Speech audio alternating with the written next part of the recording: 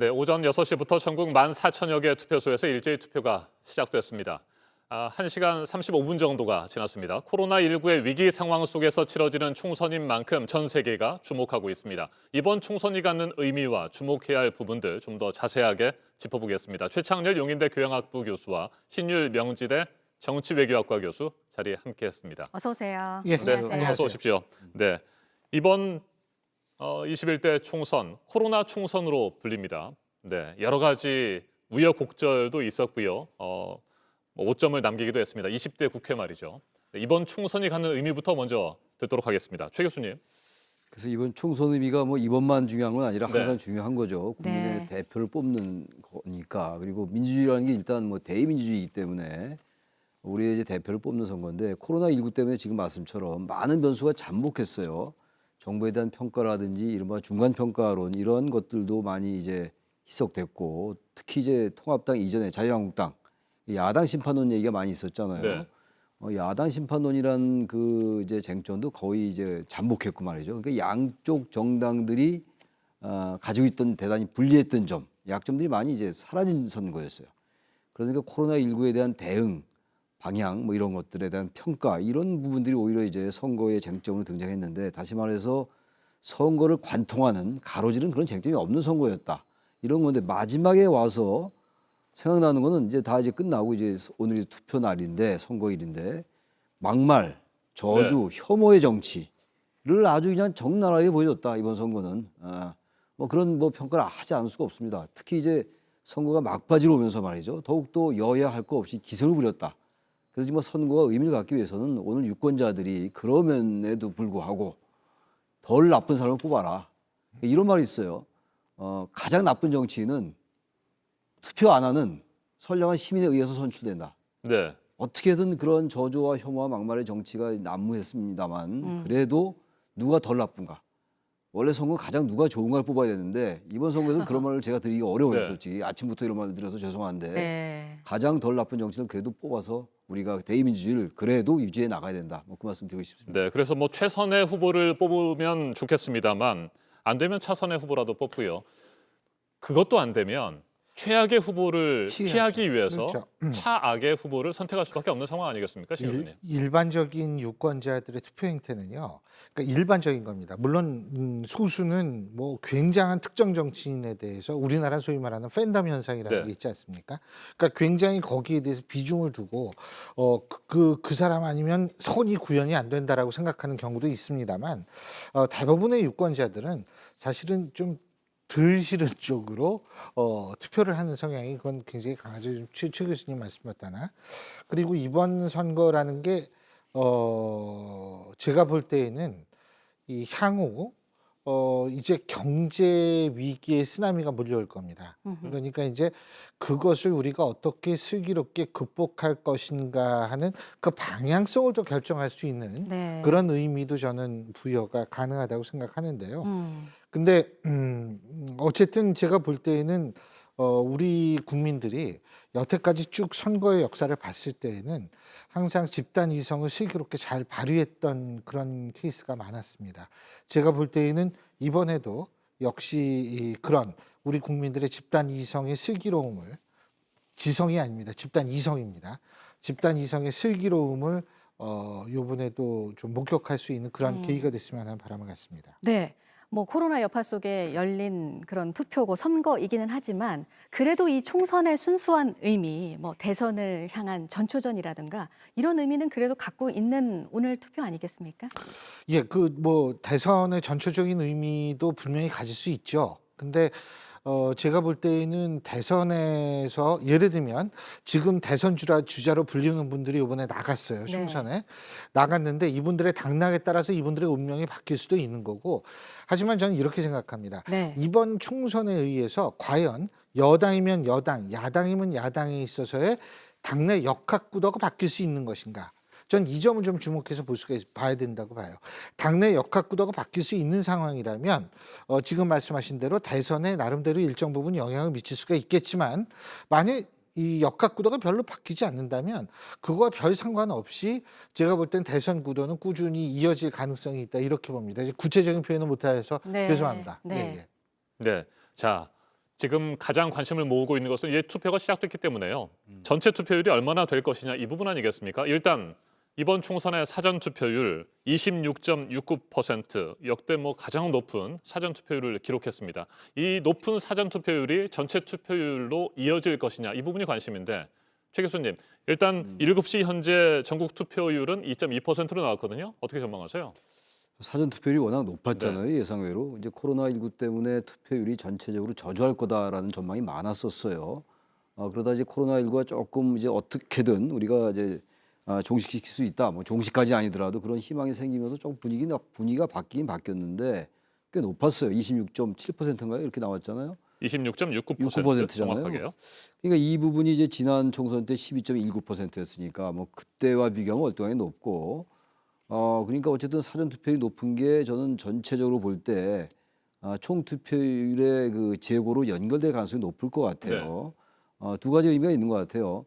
원래 대개 이제 투표율이 높으면은 좀 진보 성향의 정당이 유리하다. 왜냐하면 이제 나이 드신 분들은 대개 투표를 많이 하셨고 해왔고 그 젊은 사람들이 얼마나 투표를 많이 하냐에 따라서 이제 투표율이 올라간다 이렇게 봤기 때문에 투표율이 높으면 진보 성향, 이제 지금 여당에 유리하다 이렇게 볼 수가 있는데 이제 꼭 이제 그런 공식은 잘 맞지 않을 수도 있어요. 그래서 전 이번에 투표율이 높아지는 거는 좀 이번 선거가 대단히 격전을 치르고 있는 거잖아요. 네. 박빙 선거가 많다라고 얘기하니까 그런 점도 작용한 것 같아요.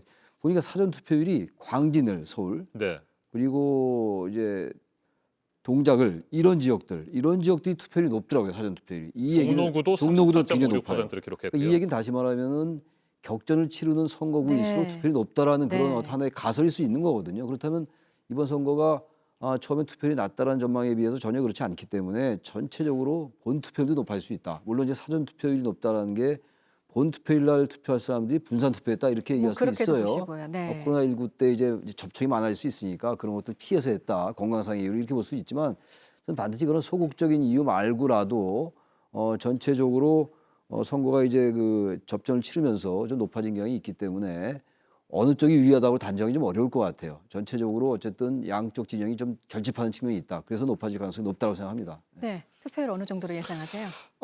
지금요. 제가 뭘 보고 있냐면 네. 뭘 보고 있냐면 우리가 소위 말하는 민주화 이후에 1987년 이후에 총선 투표율을 한번 보고 있습니다. 네.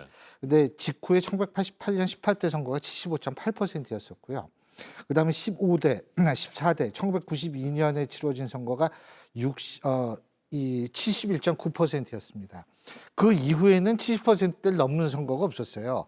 그래서 2000년대 이후에 이 총선 투표율의 평균이 55.22%였습니다. 네. 그런데 지금 7시 43분 지나고 있죠. 근데 지금 현재 7시 투표율이 2.2%로 나타나고 네. 있거든요. 자, 그럼 7시 투표율을 비교를 해봤을 때 20대 총선 같은 경우에는 1.8%였습니다. 그 7시 현재 투표율이요. 그리고 19대 대선은 2.5%였습니다. 그러니까 19대 대선보다는 낮고 20대 총선보다는 높거든요.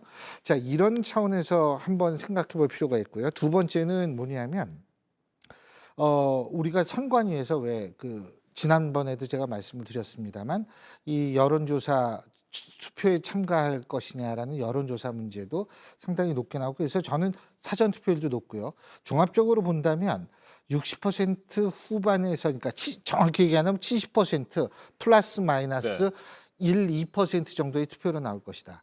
자, 그러면은 이 투표율이 나오게 된다면 네. 우선 첫 번째 나타난 현상이 뭐냐면 여론조사 결과와 어긋날 확률이 굉장히 높다는 거죠. 왜 그러냐면 여론조사라는 것은 상당히 이 표본이 일단 작고요. 뿐만 아니고 이 여론조사 혹시 전화 받아보신 적 있어요? 없어요? 저 한두 통 정도 받아봤습니다. 그러니까 받으면 네. 끝까지 하십니까? 안 하죠. 솔직히 중간에 얘기해서. 끊는 경우도 그죠? 많이 있죠. 네, 저는 아예 받질 네. 않습니다. 대부분의 사람들이 다 그래요. 그러니까 이 여론조사 응답하는 분들은 굉장히 그러니까 정치적으로 굉장히 능동적인 분들이 대부분이에요. 여든 야든. 그리고 대부분은 이제 끊는 사람들이 많은데 우리나라는 끊은 사람한테 다시 전화하는 경우가 거의 없습니다. 끊으면 딴 사람한테 전화하거든요. 이렇기 때문에 소위 말하는 부동층이라든지 무당층이라든지 침묵하는 다수를 잡기가 어려워요. 그런 차원에서 보자면 상당히 그 여론조사 결과와 다르게 그러니까 능동적인 정치 참여하는 사람의 퍼센테이지는 줄고 투표율이 높으면 네. 그렇게 되니까 여론조사 결과와 상당히 다르게 나올 가능성이 있다. 이 점을 지적하고 싶습니다. 알겠습니다. 여론조사 전화가 왔을 때 뭐 가능하면 끝까지 성실하게 답변을 하는 것이 좋겠죠. 그런데 워낙 많이 오다 보면 또 바쁘다 보면 중간에 끊게 되는 경우도 많이 있었던 여론조사는 것 같습니다. 시민의 의무는 아니니까요. 네. 예. 자, 저희가 이제 투표율까지 좀 전망을 해봤고요. 준비된 리포트를 하나 보시고 계속해서 얘기를 이어가도록 하겠습니다. 여야는 이번 총선의 판세를 여러 차례 분석하고 전망했습니다. 의석수에서는 조금씩 차이가 있지만 민주당과 통합당 모두 과반 의석을 목표로 세웠습니다. 각 당이 예상했던 판세, 이희정 기자가 전해드립니다. 2주 전 공식 선거운동을 시작할 때만 해도 민주당과 통합당의 목표치는 큰 차이가 없었습니다. 지역구 130석 안팎의 비례정당을 합쳐 과반을 차지한다는 목표였습니다. 반드시 지역구에서 더불어민주당이 대승을 하고 비례대표에서도 더불어시민당이 대승을 해서 이번 국회에 미래통합당의 의원들이 다수를 차지해서 유권자들이 이번에 틀림없이 만들어 주시라고 기대합니다. 그런데 총선이 다가올수록 수치가 좀 달라졌습니다. 최근 예상치를 종합해보면 민주당은 지역구 130석에 위성정당인 더불어시민당의 비례의석 17석을 합쳐 147석 이상을 기대하고 있습니다. 통합당에선 지역구 110석에 위성정당인 미래한국당 비례의석 15석을 더해 125석 이상을 바라보고 있다는 전망이 나왔습니다. 승부처는 역시 121석이 걸린 수도권입니다. 지역구는 130석 정도는 뭐 가능하지 않을까. 목표 의석을 좀 올려야 될 것 같은 상황이 듭니다. 지역구에서 130석 가까이 얻을 수 있다 이런 기대를. 민주당은 91석 이상을 예상했습니다. 지난 총선에선 81석을 얻었는데 그때보다 10석을 더 잡은 겁니다. 통합당은 열세를 인정하면서도 자체 여론조사에선 접전 지역이 늘고 있다고 분석했습니다. 수도권에서 50석 이상을 얻는다면 해볼만 하다는 말도 나왔습니다. 영남에서 여야의 승부처는 부산 경남이 될 것이란 예상이 많았습니다. 여론조사 등을 종합하면 민주당은 PK 40곳 중 10곳에서 통합당은 30곳에서 우세했습니다. 통합당은 대구 경북 25석 싹쓸이도 기대하고 있습니다. 지난 총선에서 국민의당에 압승을 안겨준 호남이 이번엔 여당의 손을 들어줄 거란 전망이 많았습니다. 여론조사를 종합해보면 민주당은 28곳 중 26곳이 우세하다고 보고 있습니다. 내심 호남 석권도 노렸습니다. JTBC 이희정입니다. 네, 여야의 판세 전망을 함께 보셨습니다. 이번 총선에서 가장 주목되는 지역 121석이 걸린 수도권 그리고 18석이 걸린 부산입니다. 이들 두 지역을 포함해서요. 이번 총선에서 가장 주목해서 봐야 될 부분은 어떤 것들이 있고 어떤 지역이 있을까요, 최 교수님? 그래서 뭐 어느 지역이나 네. 다 이제 박빙이고 그런데 역시 수도권에서 승부가 갈릴 것 같아요. 지난 선거 때 2016년도 그때는 새누리당이 35석밖에 못 얻었어요. 민주당이 82석이나 얻었고. 네. 그리고 특히 이제 지난 선거 때는 부산, 울산, 경남 이른바 이제 PK죠. 거기서 8석을 얻었어요. 민주당이. 대구 한 석까지 포함해서 9석을 얻었거든요. 이번에 과연 이제 9석 정도를 이제 유지할 수 있을 것이냐 민주당이. 그 전망은 조금 좀 그때보다는 좀 저조하지 않을까라는 전망이 많더라고요. 그러나 역시 PK 지역에 그 낙동강 벨트라고 있거든요. 네. 9군데가 있는데 부산, 경남에 걸쳐서 그 지역에서 과연 민주당이 얼마나 선전하느냐. 그 지역이 이제 정치적으로 문재인 대통령의 고향도 있고 사저도 있고 이런 측면이 있어요. 노무현 대통령이 당선된 지역도 있고 낙동강 벨트 지역이 이제 그 지역에서 얼마나 선전하느냐 민주당이 그리고 과거에 새누리당이 참패했던 수도권에서 얼마나 다시 이제 탈환하느냐 이런 부분들이 전체 판세에 영향을 줄 것 같습니다. 네. 그리고 이번 선거는 특히나 부동층이 상당 수준으로 전해져서 그 여론조사가 발표되지 않은 그 기간 동안 또 부동층이 어떻게 움직였을지도 또 궁금해져요. 맞습니다. 우리가 부동층이라고 얘기를 하는 것은 이 떠다닐 부자거든요. 그러니까 네. 이게 표심이 어디로 갈지 모른다. 이 둥둥 떠다닌다. 그래서 나중에 한쪽으로 간다 그러는데 저는 사실 이번 선거에서 부동층이라고 얘기를 하는 그 분들이 진짜 떠다니는 부동층인지 아니면 침묵하는 다수인지 그거는 아직 현재로서는 잘 모른다고 생각해요. 네. 그러니까 침묵하는 다수하고 부동층하고 좀 다른 게 침묵하는 다수라는 거는 떠다니는 것이 아니고 이게 이미 마음은 정했지만 말을 안 하는 거거든요. 그렇기 때문에 예를 들면 침묵하는 다수 부동층이 침묵하는 다수인지 여부가 제가 볼 때에는 오늘 새벽 2시 그리고 내일 아침 8시 이후면 네. 제가 볼 때는 밝혀질 거라고 생각하는데요. 그렇겠죠. 네. 이게 그만큼 사실 지금 여러 가지 요인이 많이 작용을 하고 있다. 한 가지 예를 들자면 과거 같으면은 막말 논란하면은 막 선거 판세가 요동치고 난리 쳤을 텐데 이번에는 막말 논란이 그다지 큰 영향을 미쳤다라고 보지 않는 경우도 있거든요. 아, 그렇습니까? 예. 그러면은 이번에 왜 그러느냐? 너무나 큰 문제들이 있었다는 거죠. 코로나19 문제라든지 아니면 코로나19에서 파생되거나 혹은 누적된 경제 문제라든지 이러한 것들이 있었기 때문에 워낙 큰 문제가 있으니까 과거 같으면 말 한마디에 막 그냥 판세가 왔다 갔다 할 텐데 그런 현상이 과거보다는 좀 덜 목격된다라는 분석이 있는 이유도 제가 볼 때에는 워낙 큰 문제가 있어서 그런데 네. 자, 그런 차원에서 본다면 부동층 침묵하는 다수가 많이 생기는 것들, 워낙 큰 문제들이 있기 때문에 이러한 것들이 저는 그렇게 이상한 현상만은 아니다 이렇게 생각을 합니다. 네.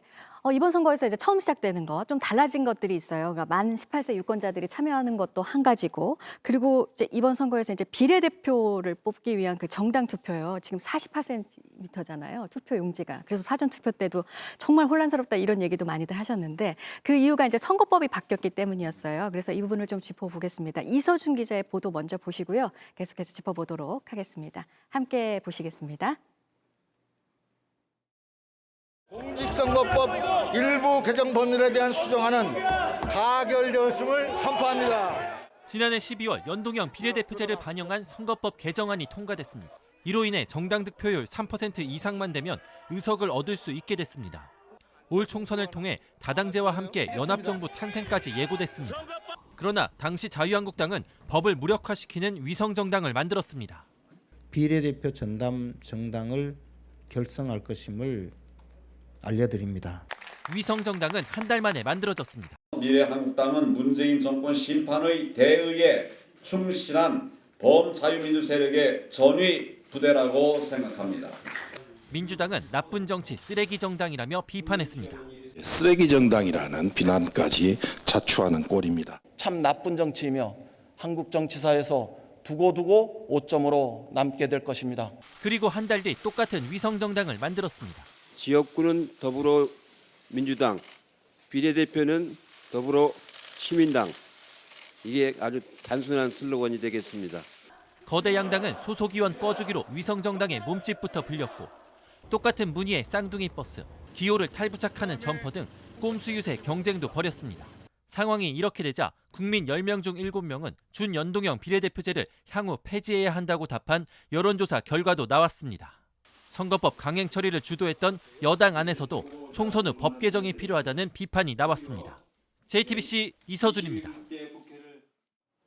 네, 바로 여쭤볼게요. 선거법의 원래 취지가 이렇게 하려고 바꾼 게 아니었잖아요. 아니죠. 이 원래 이름이 연동형 비례대표제에서 준자가 붙었잖아요. 네. 일단 뭐 30명에게만 적용한다 해서 준연동형 비례대표제인데 이 준연동형이라는 건요. 비례대표와 지역구를 연동시키는 제도예요. 그래서 다들 아시겠습니다만 지역구 후보가 많이 당선되면은 비례대표가 그만큼 적게 당선됩니다. 왜냐하면 전체적으로 이제 이미 그 정당이 각 정당이 차지할 의석은 정해지는 거거든요. 이제 그러한 것들을 피하기 위해서 아예 지역구 후보를 안 낸 거예요. 아니 안 내고 비례만 만든 네. 이른바 위성정당을 만들었잖아요. 꼼수정당이라고. 뭐 이른바 편법정당, 저는 뭐 한때 괴뢰정당이라는 표현까지 쓴 적이 있었어요. 꼭두가시정당이라는 측면에서. 그러다 보니까 이런 아주 기형적인 선거가 벌어지게 된 겁니다. 그래서 어쨌든 이거는 더불어민주당의 위성정당인 더불어시민당, 미래통합당의 위성정당인 미래한국당, 이른바 더불어그룹과 미래그룹이에요. 더불어계열과 미래그룹인데 그러니까 이런 것들은 사실 유권자가 바랬던 바가 아니었거든요. 화면에서 봤다시피 나름 어떤 의미를 가지고 이 선거제도를 도입했던 거거든요. 다당제 그리고 네. 사회적 소수, 약자들이 원내에 진입할 수 있게끔. 그러니까요. 과다 대표되지 않고 좀 과소 대표됐던 계층들이 좀 네. 어느 정도 대표될 수 있는데 그게 지금 안 되고 있는 거란 말이에요. 그래서 어쨌든 다 이거는 뭐 여야 그리고 다들 얘기를 하는 것이기 때문에 이번 선거가 끝나고 뭐 선거는 치료가 되는 것이니까 선거 끝나고 어떤 형태든 간에 개정이 필요하다. 굉장히 비례대표가 47석인데 최 교수님께서 말씀을 하신 것처럼 준연동형 비례대표제에 적용되는 게 30석이고 나머지 17석은 병립형입니다. 그래서 이게 지금 계산하는 게 굉장히 복잡할 것 같고 내일 오전 8시쯤에나 뭐 결과가 나올 것 같다는데 이거 정말 최 교수님 말씀하신 것처럼 이게요. 총선이 끝나고 나면 바꿔야 되는 상황이겠죠. 이게요. 네. 원래 연동형 비례대표제, 정확하게 학술적 용어로는 혼합형 비례대표제고요. 네. 전 세계 7개 국가가 시행을 하고 있고 대표적인 게 뉴질랜드하고 독일입니다. 근데 이거를 제대로 하려면 지역구하고 비례대표를 똑같이 동수로 50대 50으로 만들든지, 그러니까 그 방법은 두 가지예요. 의석을 늘려가지고 50대 50으로 만드는 방법이 있고 지역구를 줄여서 50대 50으로 만드는 방법이 있거든요. 이런 식으로 해야 되는데 지역구는 못 줄이겠고 늘리면은 국민들한테 욕먹고 이러니까 어중간하게 그대로 해가지고 만든 거니까 이거는 사실은 예고된 이 문제였었다라고 네. 볼 수가 있는 거고요. 그리고 아직 투표 안 하신 분들한테 제가 꼭 말씀드리고 싶은 게, 저 사전 투표 하셨어요, 모두? 네, 저는 했습니다. 아, 예, 금요일에 저도 했습니다. 했거든요. 네. 근데 이게 사전 투표 하셨죠? 했죠, 네. 이게 투표용지 하도 기니까 선반에서 자꾸 떨어져요, 용지가. 예? 그래가지고 전 이거 떨어뜨리면 안 돼. 이거 신경 쓰다가 잘못 또 찍을 수도 있으니까요. 아, 떨어지면. 그리고 이게 자꾸 땅바닥으로 떨어지면 이게 좀 그래가지고. 그래서 어쨌든 그 정도의 문제가 발생을 한, 아마 세계 정치사상 초유의 투표용지 길이와 정당들이라는 것 같은데, 제가 볼 때에는 이거는 예정대에 왔었다. 그러니까 당연히 이러한 것들을 다음번 총선에 또 방치한다면, 그렇다면 그거는 모든 거는 다 정치권의 책임이죠. 그러니까 21대 국회는요, 자기는 잊어먹고 남만 탓하는 모습이 이제 좀 그만봤으면 좋겠어요. 그런 의미에서 좀 합심을 해가지고 고민을 해가지고 당연히 바꿔야죠. 네, 그래서 이게 지금 뭡니까? 여권 내에서도 개정 얘기가 나온다면 그러면 정말 실제로 이번 총선이 끝나고 개정 추진으로 갈 수 있을까요? 저는 어떻게 갈 것 보세요? 같아요. 안 갈 네. 수 없어요. 네. 전 이 제도를 그대로 갖고 간다면 이건 국민 저항 운동이라도 벌어져야 돼요. 이건 말이 안 되는 게 국민들에게 선택을 강요하는 거예요. 상품을 내놓고 국민들이 상품을 선택을 해야 되는데 일단 거기서부터 그 안에 있는 거 선택해야 되지만 선택할 게 하나도 없는 거예요. 제가 오죽하면 제가 아까 가장 나쁜 정치인이 선량한 투표하지 않은 시민에 의해 선출된다는 말까지 했겠어요. 네. 오늘 그 말씀은 많이 강조하시네요. 네. 아니 제가 왜 지금 우리 신 교수님도 말씀하셨지만 투표용지가 48.1cm라고 했잖아요. 35개 정당이 있더라고요. 물론 항상 많이 있었어요. 지난번 선거 때 35cm라고 그러고 막 길긴 길인데 제가 이렇게 보니까 새누리당이 있더라고요. 깜짝 놀랐어요. 새누리당이 아직도 있나? 그런 정당이 있더라고요. 통일민주당 88년도 87년도에 YS가 했던 당이 통일민주당이에요. 3당 합당되기 전에. 네. 그 정당도 있더라고요. 오직하면 이런 정당이 생길까? 제가 기표소에서 느낀 소회입니다. 제가. 35개 정당에 참여. 35개 정당이 참여했고. 네. 그래서 이 제도 왜 그런 정당들이 나오게 되냐면 그 정당들 제가 폄하하는 게 아니라 바로 이 제도 때문에 그렇거든요. 이 제도의 취지를 전혀 못 살리고 있는 거예요. 그래서 이번 선거 끝나고 이거는 모든 정치인들도 그렇고 사회적 합의, 정치적 합의에 따라서 반드시 바꾸거나 비례대표 제도 자체를 다시 제고할 필요가 있다. 이런 형태로 가지 말고 신 교수님 말씀처럼 독일처럼 1대1로 하든가 그래서 정확하게 그 제도의 취지를 반영하든가. 네. 독일은 1대1이거든요. 지역과 비례대표가. 이런 식의 꼼수를 하면 안 된다. 이 말씀을 네. 다시 한번 드립니다. 과다 대표, 과소 대표의 문제 꾸준히 제기가 됐었고 이 문제를 해결하는 데 있어서 준연동형 비례대표제, 연동형 비례대표제가 효과가 있을 것이다 이런 기대를 했습니다만 현재로서는 어렵다고 봐야 되겠어요. 이번에 오히려 과다 대표 현상이 일어날 거라고 봅니다. 왜 그러냐면 더불어시민당 내에서 구성하고 있는 시민 세력도 있고 정당도 있고 한데 그 정당들이 만일 가정입니다만 거기에 포함된 정당들이 투표에서 3% 이상을 득표할 수 없다라고 가정을 하는데 의석을 받았다면 그거는 과다 대표가 되는 거거든요. 그러니까 또 과소 대표 되는 경우도 있을 수 있겠죠. 그렇기 때문에 표의 가치를 최대한으로 살린다는 취지는 역시 이번에도 실현될 수가 없다 이런 생각을 할 수밖에 없고요. 참, 근데 이런 경험도 하는구나. 고마워요. 어떻게 보면 전 세계 초유의 경험을 하게 해준 거 아닙니까? 그런 의미에서는 참 그런데 그런 긍정적으로 생각하면서 살아야겠죠. 알겠습니다. 유권자 여러분께서 현명한 선택을 하시리라 믿고 오늘 상황을 지켜보도록 하겠습니다. 두 분 토론, 두 분의 얘기 여기까지 듣도록 하겠습니다. 최창렬 용인대 교양학부 교수, 신율 명지대 정치외교학과 교수와 함께했습니다. 두 분 말씀 잘 들었습니다. 예, 고맙습니다. 감사합니다. 고맙습니다. 네.